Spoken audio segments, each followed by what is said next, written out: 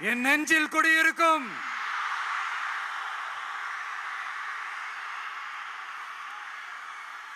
புதுச்சேரி மக்கள் உங்கள் அனைவருக்கும் என்னுடைய வணக்கம். வணக்கம் வணக்கம். எல்லாரும் எப்படி இருக்கீங்க?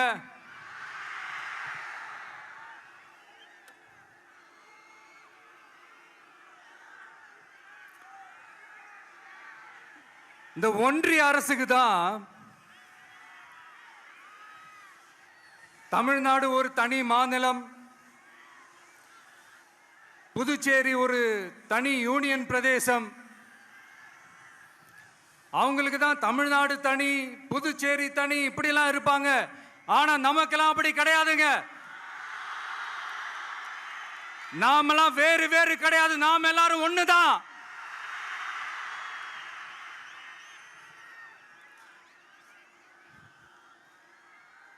தமிழ்நாடும் புதுச்சேரியும் தனித்தனியாக இருந்தாலும் நாம் எல்லாரும் ஒண்ணுதான். நாம் எல்லாரும் சொந்தம் தான்.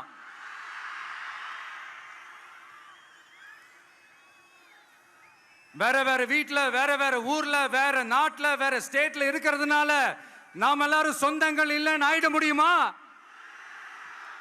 அது எப்படி முடியும்?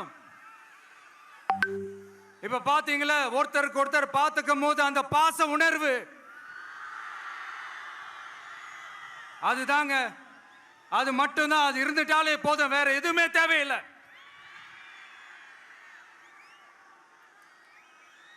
அதனால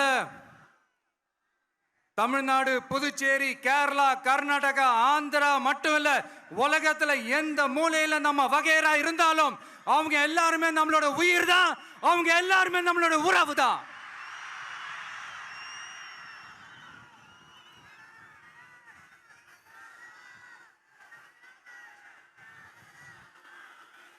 புதுச்சேரினாலே உடனே ஞாபகத்துக்கு வர்றது மணக்குள விநாயகர்,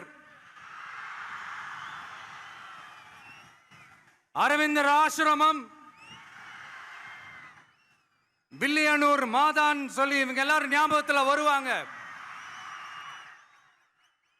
அது மட்டும் இல்ல, மகாகவி பாரதியார் அவர்கள் இருந்த மண், பாவேந்தர் பாரதிதாசன் அவர்கள் பிறந்த மண். அது மாதிரி இன்னும் சிறப்புகளை அடுக்கிக்கிட்டே போலாம். ஆனா அரசியல்னு வந்துட்டா ஒரு முக்கியமான விஷயத்தை பத்தி நம்ம சொல்லி ஆகணும். 1977ல புரட்சி தலைவர் எம்ஜிஆர் அவர்கள் தமிழ்நாட்டில் ஆட்சி அமைச்சாங்க. ஆனா அதுக்கு முன்னாடியே 1974லயே இங்க புதுச்சேரியில அவங்களோட ஆட்சி அமைஞ்சது.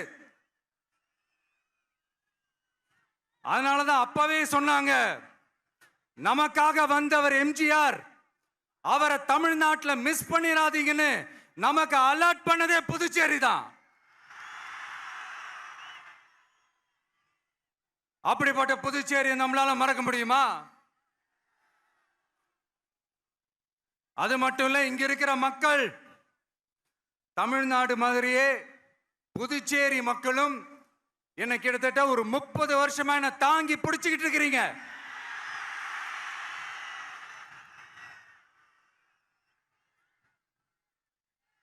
அதனால இந்த விஜய் தமிழ்நாட்டுக்கு மட்டும்தான் குரல் கொடுப்பான்னு நினைக்காதீங்க. அப்படி பண்ணாத தவறு. புதுச்சேரி மக்களுக்கும் சேர்த்து தான் குரல் கொடுப்பான். அது என்னுடைய கடமையும் கூட.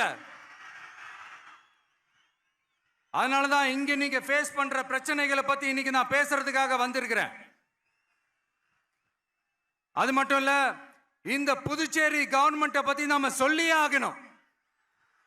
இது டெஃபினட்டா தமிழ்நாட்டில் இருக்கிற மாதிரி நம்ம திமுக கவர்மெண்ட் மாதிரி கிடையவே கிடையாது.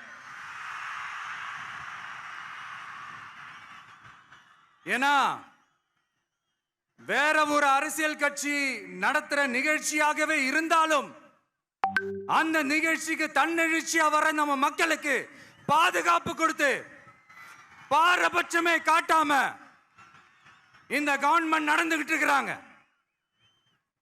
அப்படிப்பட்ட இந்த புதுச்சேரி கவர்மெண்ட்டுக்கும் நம்ம புதுச்சேரி சிஎம் சார் அவர்களுக்கும்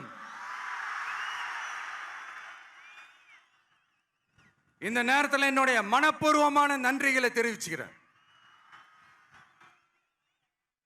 இத பார்த்தாவது தமிழ்நாட்டில் இருக்கிற அந்த திமுக கவர்மெண்ட் கத்துக்கிட்டா நல்லா இருக்கும்.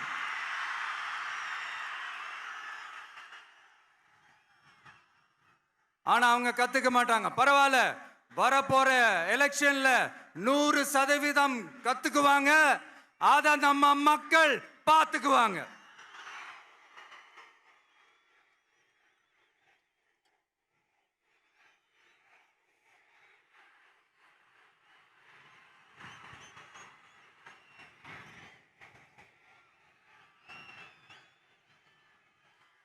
புதுச்சேரியில் இருக்கிற கவர்மெண்டோட கூட்டணி ஆட்சியில் இருந்தாலும் புதுச்சேரிய ஒன்றிய அரசு எதிலையுமே கண்டுக்கல என்றது புதுச்சேரி மக்களான உங்களுக்கு நல்லாவே தெரியும். மாநில அந்தஸ்து கோரிக்கையை மட்டுமா கண்டுக்கல, இங்க வளர்ச்சி ஏற்படவும் துணை நிக்கவே இல்லைன்னு கேள்விப்படுறோம். இந்த புதுச்சேரிக்கு இன்னும் மாநில அந்தஸ்து கொடுக்கல. மாநில அந்தஸ்து வேணும்னு கேட்டு பல முறை சட்டசபையில தீர்மானம் போட்டு ஒன்றிய அரசுக்கு அனுப்பி வச்சுக்கிட்டே இருக்கிறாங்க. இந்த வருஷம் கூட மார்ச் மாசம் 27ஆம் தேதி 2025 அன்னைக்கு ஒரு தீர்மானம் போட்டாங்க. அது மாநில அந்தஸ்து வேணும்னு கேட்டு ஒன்றிய அரசுக்கு அனுப்புற 16வது தீர்மானம். புதுச்சேரி காரைக்கால் பகுதிகளில் மூடப்பட்ட 5 மில்கள், பல்வேறு தொழிற்சாலைகளை மீண்டும் திறக்கிறதுக்கு இதுவரைக்கும் ஒரு துரும்ப கூட கிள்ளி போடல. பல்லாயிரக்கணக்கான இளைஞர்களோட வேலை வாய்ப்புக்காக எதையுமே செய்யல. இங்க ஒரு ஐடி கம்பெனி உருவாகணும்ன்றது எண்ணமே இல்லை. அதை பத்தி யார் பேசினாலும் அது அவங்க காதல விழவே விழல. இங்க ஒரு அமைச்சரை ஊழல் குற்றச்சாட்டுல பதவி விட்டு நீக்கப்பட்டு அந்த இடத்துக்கு இன்னொருத்தரை நியமிச்சு 200 நாள் ஆச்சு. இன்னும் அவருக்கு ஒரு இலாக்காவே தரல. இந்த செயல் சிறுபான்மை மக்களை அவமானப்படுத்துறதுன்னு அந்த மக்களே சொல்றாங்க. புதுச்சேரியோட முக்கிய அங்கமாக இருக்கிற காரைக்கால், மாகே, ஏனாம் பகுதிகளில் எல்லாம் முன்னேற்றமே இல்லைன்னு அந்த பகுதி மக்கள் சொல்லிக்கிட்டே இருக்கிறாங்க. குறிப்பா காவிரியோட கடைமடை பகுதியான காரைக்காலை மொத்தமா கைவிட்ட மாதிரி தான் இருக்குது. இது எல்லாமே முன்னேற்றம் அடையணும். டூரிஸ்ட் பிளேஸ் ஆன புதுச்சேரியில போதுமான அளவு பார்க்கிங் வசதி இல்லை, போதுமான அளவு கழிப்பறை வசதி இல்லை. இதெல்லாமே மேம்படுத்தணும். புதுச்சேரி கடலூர் மார்க்கமான ரயில் திட்டம் வேணும்ங்கிறது நீண்ட கால கோரிக்கை. புதுச்சேரி மக்களுக்கு ஒன்னே ஒண்ணுதான் சொல்லணும், இந்த திமுகவை நம்பாதீங்க. அவங்களுக்கு உங்களை நம்ப வச்சு ஏமாத்துறது தான் அவங்க வேலையே. நான் சொன்ன பல கோரிக்கைகளை எல்லாம் தீர்த்து வைக்கிறதுக்கு நம்ம புதுச்சேரி கவர்மெண்ட்டுக்கும் அதோட மக்கள் திட்டங்களுக்கும் ரொம்ப அக்கறையா உண்மையா துணை நிற்கிறோம். தமிழ்நாட்டை ஒதுக்குற மாதிரி புதுச்சேரியும் ஒதுக்க கூடாதுன்னு நாங்க கேட்டுக்கிறோம். கிட்டத்தட்ட 20 லட்சம் பேர் வாழ்ற யூனியன் பிரதேசமான புதுச்சேரி மத்திய நிதி குழுவில் இடம்பெறவில்லை. அதனால் மாநிலங்களுக்கான நிதி பகிர்தல் அடிப்படையிலும் யூனியன் பிரதேசங்களுக்கான நிதி பகிர்தல் அடிப்படையிலும் புதுச்சேரிக்கு நிதி ஒதுக்கப்படுவதில்லை. அதனால ஒவ்வொரு ஆண்டும் புதுச்சேரிக்கு தோராயமாகவே மத்திய அரசு நிதியை விடுவிக்கிறது. அந்த நிதியும் அரசு ஊழியர்களின் சம்பளம், ஓய்வூதிய தொகை உள்ளிட்ட திட்ட செலவுகளுக்கே சென்று விடுவதால் மீத தேவைக்கு வெளிச்சந்தையிலும் கடன் பத்திரங்களை கடன் வாங்குகிறது புதுச்சேரி. இந்த நிலைமை மாறணும்னா ஒரே வழி, மாநில அந்தஸ்து நம்ம புதுச்சேரி மக்களோட பல்லாண்டு கால கோரிக்கை. புதுச்சேரிக்கு போதுமான நிதி வரத்து இல்லாததுனால வெளியே கடன் வாங்க வேண்டியதா இருக்கு. புதுச்சேரியோட கடனை குறைச்சு தற்சார்பு பொருளாதாரத்தை வளர்த்தெடுக்க திட்டங்கள் வகுக்கப்பட வேண்டும்.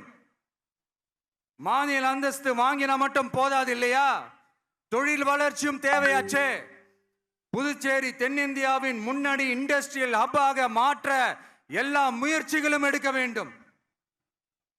இந்திய அளவில் ரேஷன் கடைகளே இல்லாத மாநிலம் புதுச்சேரி தான். ஏழை எளிய மக்களுக்கு வாழ்வாதாரமே ரேஷன் கடைகள் தான். மற்ற மாநிலங்கள்ல இருக்கிற மாதிரி இங்கேயும் அரிசி, சர்க்கரை, பருப்பு, கோதுமை, எண்ணெய்னு அனைத்து பொருட்களும் வழங்கும் முறை சீராக்கப்பட வேண்டும்.